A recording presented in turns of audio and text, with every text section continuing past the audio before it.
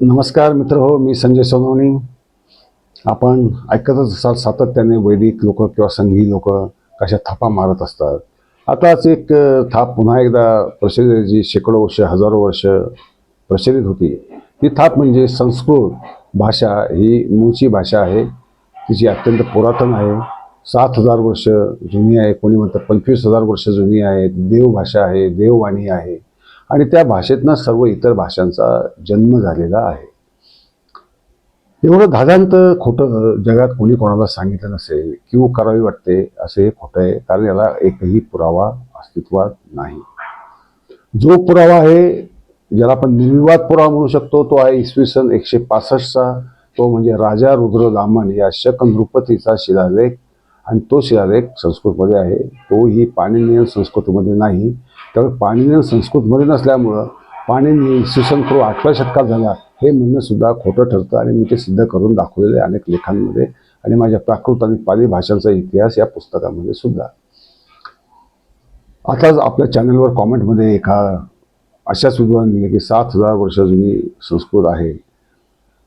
आता हसावं की रडावं, कारण कोणतीही गोष्ट सांगताना पुरावा लागतो.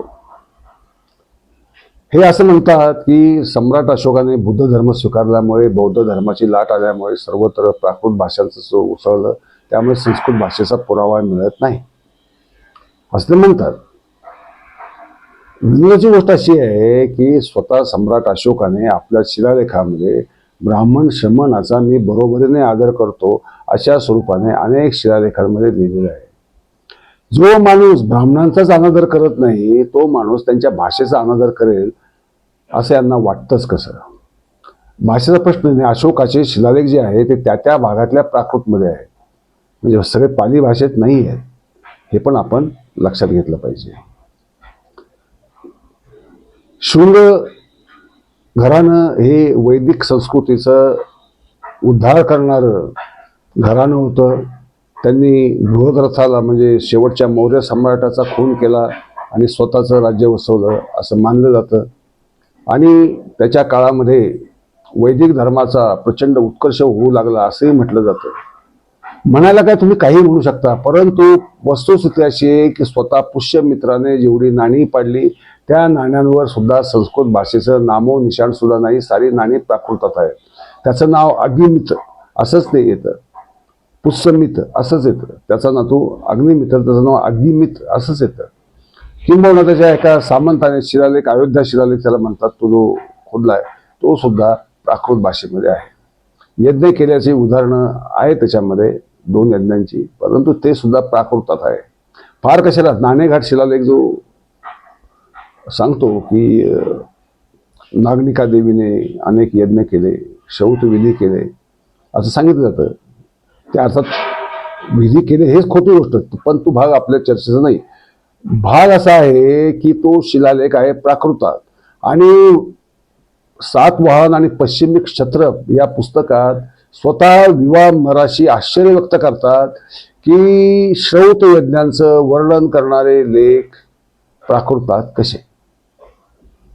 लक्षात घ्या, संस्कृतमध्ये शिलालेख नाही, संस्कृतमध्ये कोणतंही पुरातन साहित्य मिळालेलं नाही ज्याला लिहिलं गेलेलं, पण ते फक्त अंदाजपंचे अस्तित्वात होतं असं मानून त्याचा सातत्याने प्रचार करत राहायचा, अपप्रचार करत राहायचा आणि लोकांच्या डोक्यावर भाषिक एक नगण्य निर्माण करण्याचा प्रयत्न करायचा.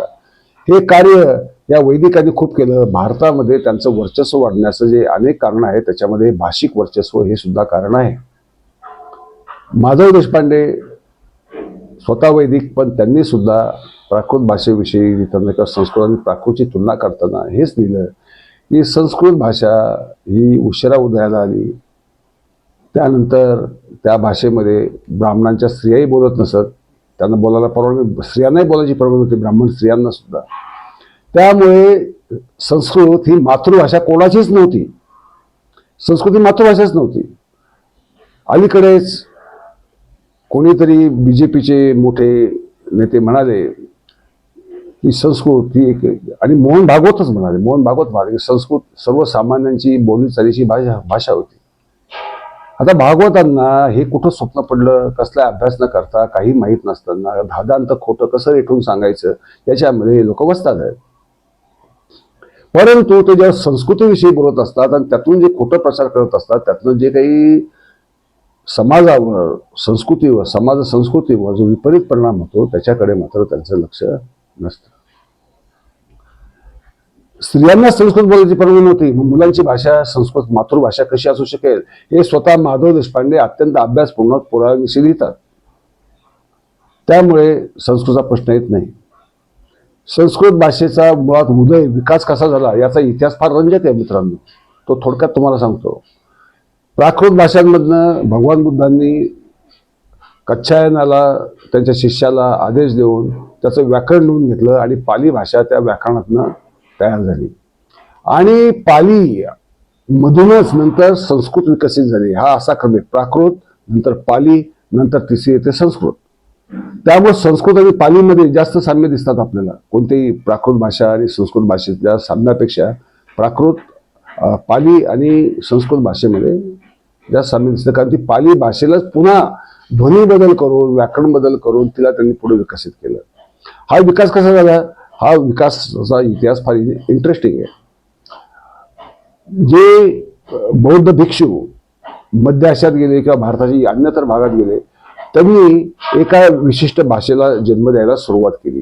तिला एडगर्टन हे भाषातज्ञ हायब्रिड संस्कृत असं म्हणतात. हे संकरित संस्कृत म्हणजे असं की व्याकरण प्राकृतच, शब्द प्राकृतचेच, म्हणून त्याचे ध्वनी बदल केलेले, फक्त सुलभ ध्वनी सुलभ बनवलेले अशी जी संस्कृत, तिला तिने हायब्रिड संस्कृत असं नाव दिलं. ती भाषा बनू करू लागली तर इसवी सन पूर्व 2ऱ्या शतकापासून ती बनायला लागली. इसवी सनाच्या 2ऱ्या शतकापर्यंत ती बऱ्यापैकी बदलली आणि आजची संस्कृत भाषा आपल्याला दिसते. कोणतीही भाषा आभाळातनं पडत नाही, कोणतीही भाषा देववाणी नसते. तिचा विकास हळूहळू होतो किंवा ती बनवली जाते. ती बनवण्याची प्रक्रिया सुद्धा प्रदीर्घ असते. त्यासाठी अत्यंत प्रयत्न करावे लागतात आणि वेळ जाऊ द्यावा लागतो. त्यामुळे संस्कृत ही भाषा शिकल्याशिवाय कोणालाही समजत नाही. ती मातृभाषा कोणाची बनवू शकत नाही, कारण ती नैसर्गिक भाषा मुळात नाही. हे आपण लक्षात घेतलं पाहिजे. मग त्यांची वेदांचं काय? आता गंमत अशी आहे, वेदांची भाषा मुळात संस्कृत नाही. पाणिनी इसवी सनाच्या 3ऱ्या शतकात झाला. त्याने वैदिक भाषेचं व्याकरण दिलं आणि त्या वैदिक भाषेला त्यांनी नाव दिलं छांदस.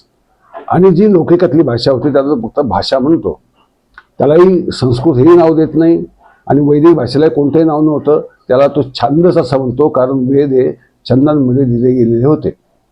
परंतु गंमत अशी की त्याला उपलब्ध असलेले, जोहान्स ब्रोंखार्स म्हणतात भाषाशास्त्राच्या आधारावर, की त्याला उपलब्ध असलेले वेद आणि सायनाला उपलब्ध असलेले वेद हे वेगळे असले पाहिजेत, कारण दोघांचीही व्याकरणं वेगळी आहे. लक्षात घ्या, दोघांची व्याकरणं वेगळी आहेत. भाषातले शब्द वेगळे आहेत, अर्थ बदल झालेला आहे, असं झालेलं आहे. वेदांवर किमान 5 वेळा भाषिक संस्कार केले गेलेले आहेत. खुद्द वेदातच म्हटलंय की धान्य आपण पाखडतो आणि धान्य पाखडून त्यातनं जसं गोळा करतो तसे आम्ही शब्द गोळा करून ही भाषा बनवली आहे, असा एक वैदिक ऋषीच म्हणतो. म्हणजे प्राकृताचे उधारी व्याकरणाची असो, शब्दांची असो, ही वेदामध्ये प्रचंड आहे. आणि मूळ भाषा कोणती वेदांची?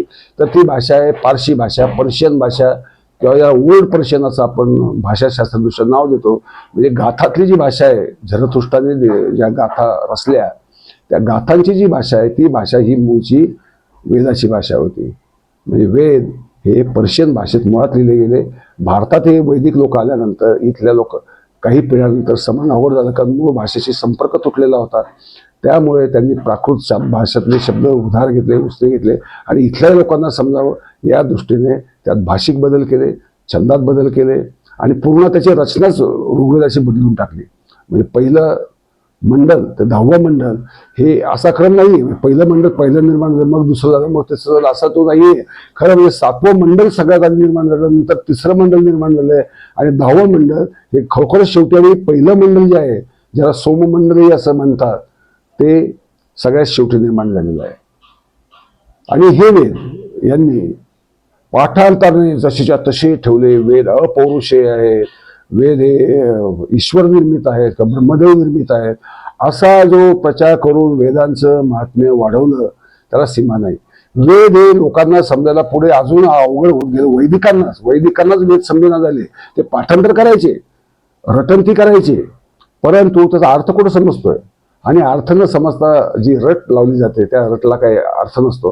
कारण कौत्स नावाचा एक विद्वान प्राचीन काळीच 2-2.5 हजार वर्षापूर्वी स्पष्टपणे मला की वेद हे निरर्थक आहेत कारण त्याचा अर्थ लागत नाही. म्हणजे वैदिक विद्वानांना सुद्धा वेदांचा अर्थ लागणं अशक्य झालेलं होतं. त्यामुळे वेद शिकायला बंदी, ऐकायला बंदी असे काही बहुजन विद्वान म्हणतात. तो अगदी मूर्खपणाचं विधान आहे. मुळात यांनाच अर्थ समजत नव्हतं, काय शिकवणार, कशाला शिकवणार? परंतु वेद हे अगदी काहीतरी ईश्वरी घबाड आहे आपल्या हातात लागलेलं आणि ते कोणालाही दाखवायचं नाही असा आणून त्यांनी वेदांवर एक पडदा टाकून ठेवला. तो आजतागायत ब्रिटिश येईपर्यंत तो कायम होता. नंतर यांनी ब्रिटिशांना मदत केली आणि ते वेदांचे अनुवाद व्हायला लागले. तेव्हा कुठे कळायला लागलं की वेदात खरोखर काय आहे काय नाही. अशा रीतीने वैदिकांनी आपलं महात्म्य वाढवलं. परंतु वेदांची भाषा म्हणजे संस्कृत नाही, लक्षात घ्या. वेदांची भाषा अजिबात संस्कृत नाही. वेदांची भाषा ही प्राकृतला जवळ जाणारी आहे, पर्शियन भाषेला जवळ जाणारी आहे. ती म्हणजे संस्कृत नव्हे. संस्कृतची रचना पूर्णपणे स्वतंत्र वेगळी झालेली आहे आणि त्यातही प्राकृत भाषा, द्रविडी भाषा यांचे सगळे शब्द उधार घेऊन त्यात ध्वनी बदल करून ही भाषा कृत्रिमरित्या बनवण्यात गेलेली आहे, संस्कारित करण्यात आलेली आहे. आणि संस्कारित करण्यात आलेली भाषा म्हणून तिचं नाव संस्कृत पडलेलं आहे. या भाषेला एकही प्रादेशिक नाव नाही. जसं मराठी भाषेला जसं महाराष्ट्राचं हे आहे, गुजराती भाषेला आहे, हिंदी भाषेला आहे, हिंदी मेल, बंगाली भाषा आहे, तमिळ भाषा आहे, त्यांना एक प्रादेशिक संदर्भ आहे. तसा संस्कृत भाषेला कोणताही प्रादेशिक संदर्भ नाही, कारण ती कोणत्या एका प्रदेशात नैसर्गिकरित्या निर्माण झालेली भाषा नाही. हे आपण लक्षात ठेवलं पाहिजे. तिसरा पुरावा दिला जातो. म्हणतात की वैदिक आर्य फार अगदी मित्तानी हट्टी देशापर्यंत पोहोचले होते. पुरावा काय? तो एक मित्तानी आणि हट्टी राजांमध्ये झालेला तहनामा आहे, भोगासकॉय इथे झालेला. त्या भोगासकॉय तहनाम्यामध्ये काही नावं ही पारशी का वैदिक अशी आलेली आहे. कोणती नावं आलेली आहेत? इंदर यांना, आणि इकडे यांच्या भाषेत मात्र इंद्र म्हणतात. ते इथे त्याला इंदर, जसं देवेंद्र, धर्मेंद्र असं आपण प्राकृत बोली भाषेमध्ये बोलतो तसं तो इंदर झाला. मित्र तो मिथ्रासील, नासत्य नाशतानिया, म्हणजे असे त्यांनी ध्वनी बदल केलेले आहे. ती भाषा प्राकृतची जवळ दाखवते, संस्कृतची नाही किंवा वैदिक भाषेची नाही. कारण वैदिक भाषेमध्ये हा उच्चार अशा पद्धतीने नाहीच आहे, तो उच्चार वेगळा आहे आणि यांनी तहनाम्यातला उच्चार वेगळा आहे. आणि गंमत म्हणजे ही नावं आली देवांची, ती सगळी पर्शियातले देव होते. ते वैदिकांचे होते आणि पारशी धर्माचे होते आणि सामान्य जनांचे होते. देव होते किंवा त्यांच्या दृष्टीने दुष्ट होते. तो प्रत्येकाचा सांस्कृतिक संघर्षाचा तो भाग होता. परंतु लक्षात ठेवा, तो अख्खा तहनामा आहे हुरियन भाषेमध्ये आणि हुरियन भाषेचा इंडो युरोपियन भाषेशी तीळ मात्र संबंध नाही. त्यामुळे वैदिक आर्य पार तिथपर्यंत गेले, मग तिथे आपला धर्म दादला, आपली संस्कृती दाबली, आपली भाषा दादली. असे जे खोटारडे दावे केले जातात ते दावे सुद्धा अत्यंत निरर्थक आहेत, हास्यास्पद आहेत.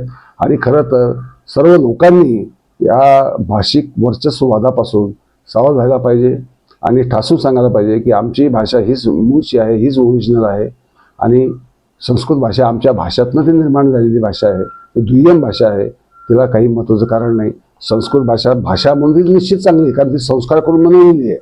त्यामुळे त्याच्यामध्ये जास्त अर्थवाहीपणा आहे, शब्दांचा अर्थांचा काटेकोरपणा आहे. परंतु हे तेव्हाच होतं जेव्हा ती कृत्रिमरित्या तिला असे अर्थ प्रदान केले जातात, व्याकरण बनवलं जातं, समास केले जातात, संधी निर्माण केल्या जातात, तेव्हा कुठेतरी असं होऊ शकतं. तर मित्रहो, लक्षात ठेवा, भाषिक न्यूनगंड काढून टाका. संस्कृत भाषा ही नुसती दुय्यमच नाही तर तिय्यम दर्जाची भाषा आहे. पहिली प्राकृत, नंतर पाली, नंतर संस्कृत, असाच हा भाषिक विकासाचा क्रम आहे. हे कधी आपण विसरता कामा नये. धन्यवाद. नमस्कार.